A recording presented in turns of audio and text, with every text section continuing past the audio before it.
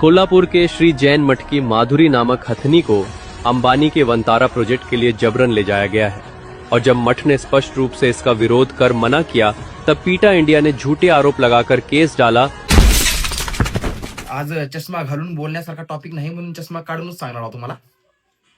कोल्हापूरच्या नांदणी गावातली माधुरी हत्तीनी हिला अंबानीचा हत्ती घेऊन गेला आणि पेटा ऑर्गनायझेशन जे प्राण्यांच्या हितासाठी काम करते त्या ऑर्गनायझेशननं सुप्रीम कोर्टामध्ये कंप्लेंट केली की ह्या हत्तीची चांगली देखभाल होईना गेली, इथं हिची चांगली देखभाल होईना गेली।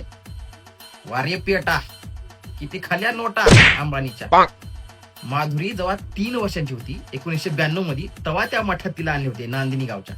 तेव्हापासून आतापर्यंत 33 वर्ष झालेत आणि 33 वर्ष तिने अशीच वाढली, उगाच न देखभाल करता अशीच वाढली। आणि ह्या 33 वर्षात कवा तर तिने बिमार पडलीच असेल, तेव्हा बी इथल्या महाराष्ट्राच्याच डॉक्टरांनी नीट केले ना तिला। का त्या वंतरामध्ये काय वेगळे 3 पायाचे डॉक्टर आहेत का 4 डोक्याचे आहेत का वेगळ्या ग्रहावरून मागितले डॉक्टर आहेत, नेपच्यून ग्रहावरून। बरं इथं गलीतलं एखादं कुत्र जेव्हा रोज येते का घरी भाकरी मागायला आणि एखाद दिवशी जर नाही आलं तर आपली माय असं भाकर घेऊन गलीभर फिरती आहे, कुठे गेले माय कुठे गेले माय, एवढा लढा लागताय। आणि तिनं तर 33 वर्षापासून आहे त्या गावात। लोक जीव तोडून रडलायत